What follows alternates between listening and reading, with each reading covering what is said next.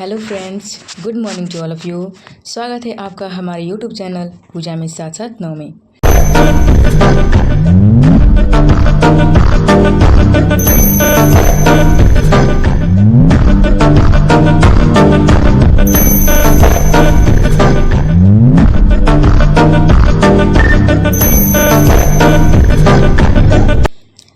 तो कैसे हैं आप लोग? उम्मीद करते हैं कि आप लोग अच्छे होंगे और अपनी पढ़ाई अच्छे से कर रहे होंगे।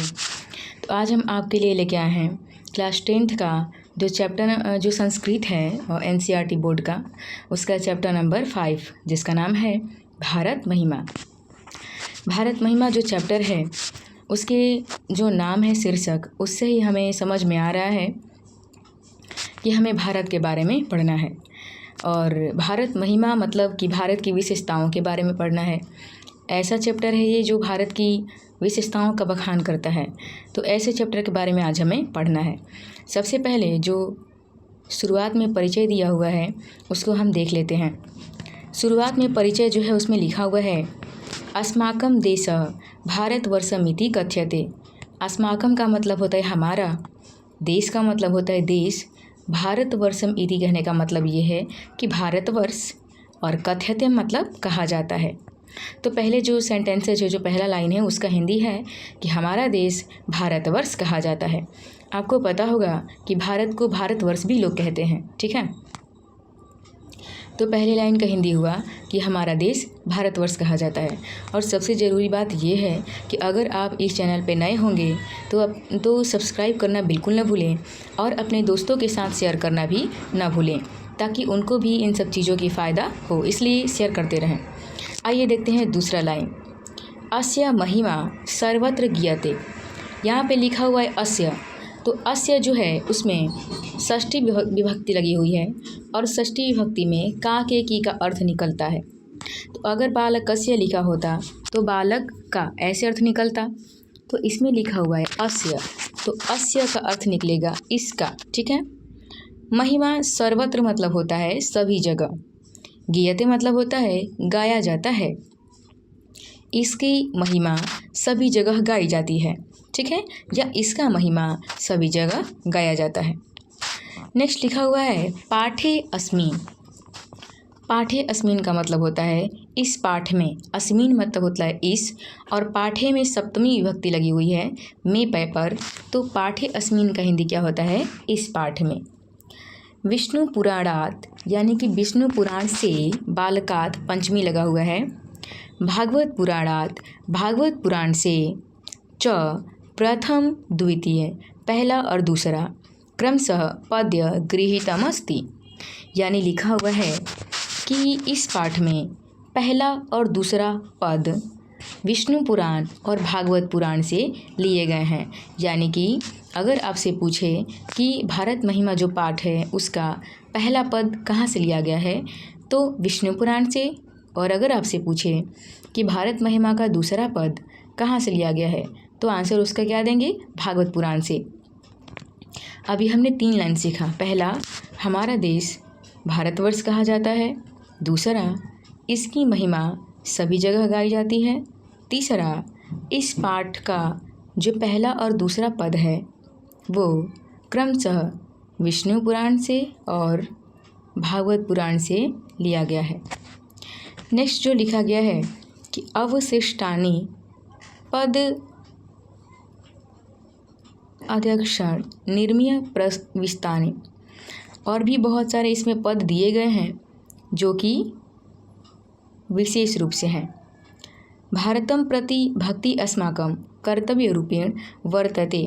भारतम प्रति कहने का मतलब ये है कि भारत के प्रति, भक्ति रस्माकम का अगर हम संधि विच्छेद करते हैं तो जो बीच में र दिया हुआ है उसके बाद विसर्ग हो जाएगा, यानी कि भक्ति विसर्ग प्लस अस्माकम, भक्ति प्लस अस्माकम। अस्माकम मतलब होता है हमारा और भक्ति माने भक्ति। तो इसका हिंदी हुआ कि भारत के प्रति हमारी भक्ति कर्तव्य रूप से होनी चाहिए। यानी कहने का मतलब ये है कि कर्तव्य रूप से, इसका मतलब ये है कि मान लीजिए कि भारत में हम रहते हैं, ठीक है, हमें भारत से बहुत सारे फ़ायदे हैं, और हम ये भी कहते हैं कि भारत में अगर कोई दिक्कत आए तो हम मतलब कि लड़ेंगे, ठीक है, भारत के लिए हम लड़ेंगे, ऐसा कह तो देते हैं, लेकिन जब समय आता है, जब मौका आता है उस चीज़ की, तो हम मुकर जाते हैं। हम उस टाइम भारत का साथ नहीं देते हैं, ठीक है, अपने घर परिवार के डर की वजह से छूट जाते हैं। तो ये जो भक्ति है वो कर्तव्य रूप से नहीं हुई, ठीक है। तो हमारी जो भारत के प्रति भक्ति है वो कर्तव्य रूप से होनी चाहिए, सिर्फ दिखावे की नहीं होनी चाहिए। आइए, भारत महिमा का हमने परिचय तो पढ़ लिया, इसके बाद देखते हैं कि कौन कौन सा इसमें पद लिखा हुआ है। देखिएगा, इसमें तो ऐसे बहुत सारे पद दिए गए हैं, और आपको बता दें कि जो पद अभी आप देख रहे हैं अपने स्क्रीन पे, इसी पद को हल्का करके, अन्वय करके, यानी कि तोड़ तोड़ कर आपके नेक्स्ट वाला पेज पर भी दिया गया है। जैसे देखिए, ये क्या है, लिखा हुआ है गायन्ति देवा किल गीतकानी धन्यास्तु ते भारत भूमि भागे, यानी कि वैसे पुरुष धन्य हैं जिन्होंने भारत की भूमि पर जन्म लिया है। स्वर्ग अपवर्ग अस्पद मार्ग भूते भवंती भूया पुरुषा सुरत्वात्, यानी स्वर्ग और मोक्ष प्रदान करने वाली भारतीय भूमि पर जो जन्म लिया है वो काफ़ी धन्य है। ये देखिए, यहाँ पे कुछ थोड़ी सी कठिन कठिन शब्द दिए हुए हैं। अगर इन्हीं कठिन शब्दों का एकदम हल्का आपको आसान भाषा में समझना है तो इसी का अन्वय करके आपके बुक के जो नेक्स्ट पेज है उसमें दिया हुआ है। तो आइए हम भी बिना देर के नेक्स्ट पेज निकालते हैं। देखिए, यहाँ पे उन्हीं लाइन का, उन्हीं सेंटेंस का अन्वय करके, यानी कि हल्का करके लिखा हुआ है। तो आइए इसको हम पढ़ते हैं। पहला जो सेंटेंसेज है उसमें लिखा हुआ है देवा गीतकानि गायन्ति ते पुरुषा धन्या किल सन्ति ये स्वर्ग पवर्ग अस्पद मार्ग भूते भारत भूमि भागे सुरत्वात् भूयः भवन्ति, यानी कि पहला जो लाइन है उसका हिंदी है कि जो देवता हैं वो गीत गाते हैं और कहते हैं कि ते पुरुष, वैसे पुरुष या वे लोग धन्य हैं किल संति है, यानी कि जो स्वर्ग पवर्ग अस्पद मार्ग भूते, यानी कि स्वर्ग और मोक्ष प्रदान करने वाली भारत भूमि भागे, भारत की भूमि पर सुरत्वात् भूयः भवन्ति, स्वर्ग और मोक्ष प्रदान करने वाली भारतीय भूमि पर जन्म लिए हैं। यानी कि पहला जो लाइन है वो आपको ये बताने की कोशिश कर रहा है कि हमारी जो भारत की धरती जो है वो इतनी पवित्र है, इतनी अच्छी है कि जो देवता हैं वो भी यहाँ पे जन्म लेना चाहते हैं, और यहाँ पे जो जन्म ले चुके हैं जो लोग, उन लोगों के बारे में वो बखान करते हैं विशेषता का, और कहते हैं कि काफ़ी भाग्यशाली लोग हैं जो भारत में जन्म लेते हैं, भारत की भूमि पर जन्म लेते हैं। सबको भारत की भूमि पर जन्म लेने का अवसर नहीं मिलता है। यानी कि पहला लाइन का हिंदी अगर लिखना होगा तो हम लिखेंगे कि देवता गीत गाते हुए कहते हैं कि वैसे पुरुष धन्य हैं जिन्होंने स्वर्ग और मोक्ष प्रदान करने वाली भारतीय भूमि पर जन्म लिया है। आइए देखते हैं दूसरा लाइन।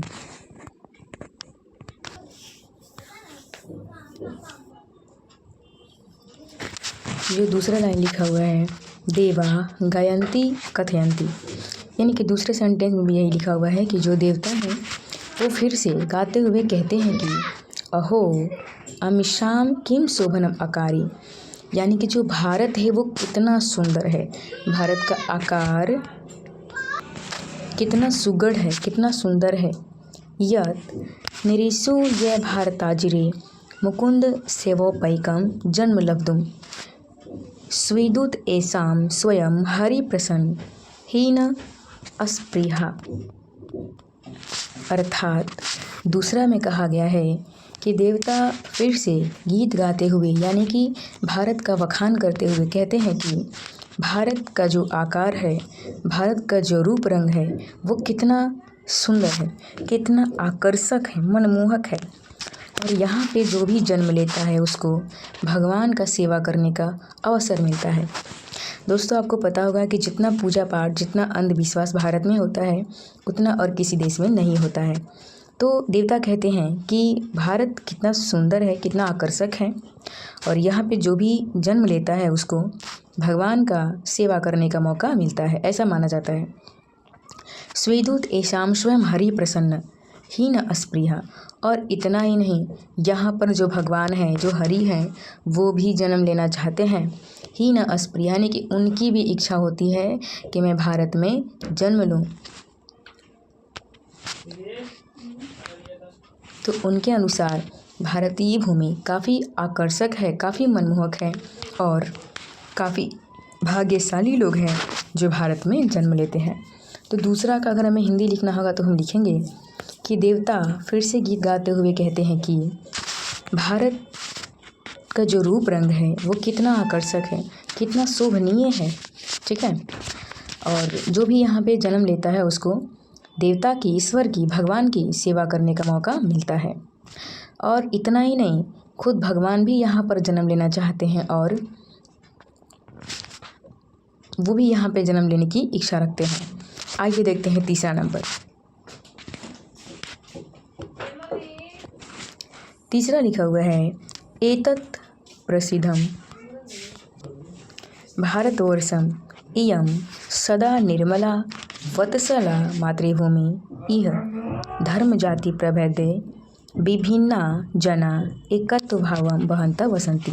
देखिए जो तीसरा लाइन है उसमें बहुत ही अच्छी बात लिखी गई है कि एतत् प्रसिद्ध भारतवर्षम, और इसीलिए हमारा भारतवर्ष बहुत प्रसिद्ध है। इयम, इयम मतलब यह होता है स्त्रीलिंग के लिए, तो भारत को माता स्त्रीलिंग कहा जाता है। इयम सदा निर्मला, हमारी जो भारत माता है, भारत जो है वो हमेशा से निर्मल रहा है। निर्मल मतलब बिना मल का, एकदम साफ सुथरा। इसके बाद लिखा हुआ है वत्सला। वत्सला कहने का मतलब होता है दोस्त ममतामयी, ठीक है। हमारे भारत के लोग ऐसे होते हैं कि अगर वो खाना लेकर बैठे हैं खाने के लिए और सामने से कोई देख रहा हो उसे, तो भूखा हो अगर, तो भारत के लोग हमारे इतने दयनीय होते हैं कि खुद न खाकर अपने खाना को किसी और को खिला देते हैं। तो इसे बोलते हैं वत्सला, ठीक है, यानी ममतामयी, काफ़ी प्रेम है भारतीय लोगों के दिल में। लिखा है कि यह धर्म जाति प्रभेदे, यानी कि यहाँ पर बहुत सारे धर्म जाति के लोग रहते हैं। विभिन्ना जना एकत्व भाव वहंत वसंती, और विशेषता ये है कि सभी लोग बिना किसी भेदभाव का एक दूसरे के साथ मिलजुल कर रहते हैं।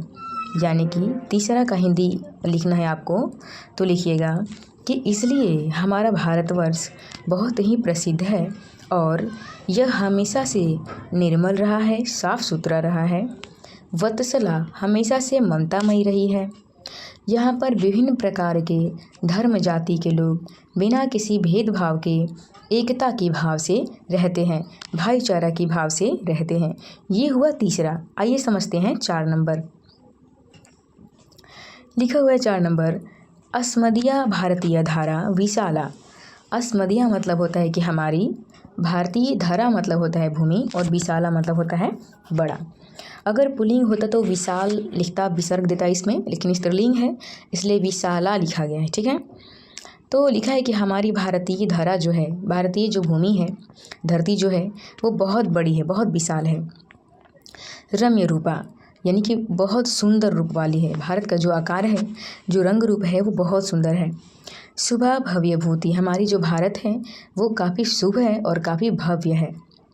ऐसा सागरय पर्वतय निर्झरय बहंती भी आपगाभी च सदा सेविता।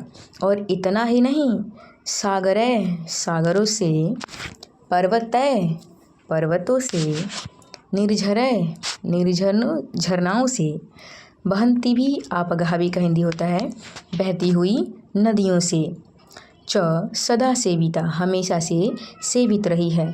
अब इस लाइन का आप मतलब समझिएगा कि क्या होता है। जैसे आपने देखा होगा कि जिस तरह से भारत में नदी का, तालाब का, समुद्र का और झरना का, पहाड़ का पूजा होता है, ठीक है, पेड़ पौधों का पूजा होता है, उस तरह से अन्य किसी देश में नहीं होता है। यानी कि जितना महत्व भारत में नदी, झरना, पहाड़ इन सब चीज़ों को दिया जाता है, उतना महत्व अन्य किसी देश में नहीं दिया जाता है।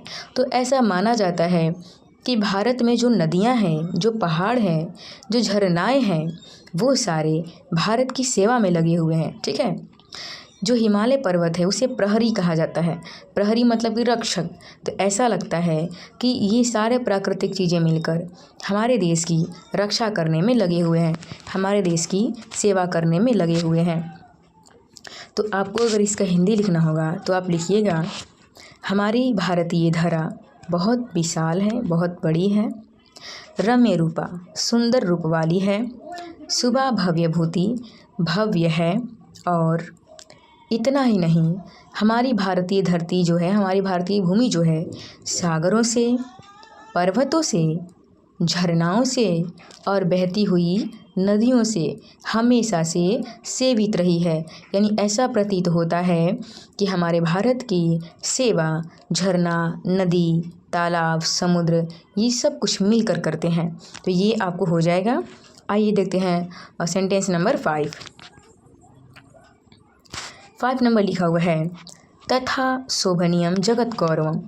और इसीलिए हमारा जो भारत है वो बहुत ही शोभनीय है और पूरे जगत का गौरव है, पूरे संसार का गौरव है। यानी भारत के जैसा शिष्टाचार, संस्कार, ठीक है, अनुशासन और किसी देश में नहीं पाया जाता है।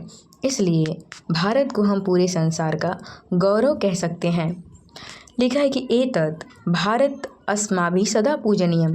और इसीलिए हमें भारत की हमेशा पूजा करनी चाहिए, यानी कि अपनी धरती की, अपनी माँ की हमेशा पूजा करनी चाहिए। समेषां जनानां सदा आवर्जनीया पारदर्श रूपा देशभक्ति भवेत्। अगर हम चाहते हैं कि हमारी भारत जिस तरह से अभी है, ठीक है, उसी तरह से अगर हमेशा रहे, इसका महत्व हमेशा बना रहे, हमेशा ये जगत का गौरव रहे, तो उसके लिए हमें अपने भारत के प्रति जो देशभक्ति है वो कर्तव्य रूप से, पारदर्शी रूप से होनी चाहिए, सिर्फ दिखावे की नहीं होनी चाहिए। आइए, अगर इसका हिंदी आपको लिखना होगा तो आप कैसे लिखिएगा? तो आप लिखिएगा कि हमारा भारत काफ़ी शोभनीय है और जगत का गौरव माना जाता है। हमारा भारत हमेशा से पूजनीय रहा है और हमें इसकी पूजा करनी चाहिए। और अगर हम चाहते हैं कि आने वाले समय में भी भारत का गौरव इसी तरह से बना रहे और भारत की अखंड गौरव के बारे में लोग जानें, जगत का गौरव बना रहे, तो उसके लिए हमें भारत के प्रति अपना जो भक्ति है वो सिर्फ दिखावे की नहीं होनी चाहिए।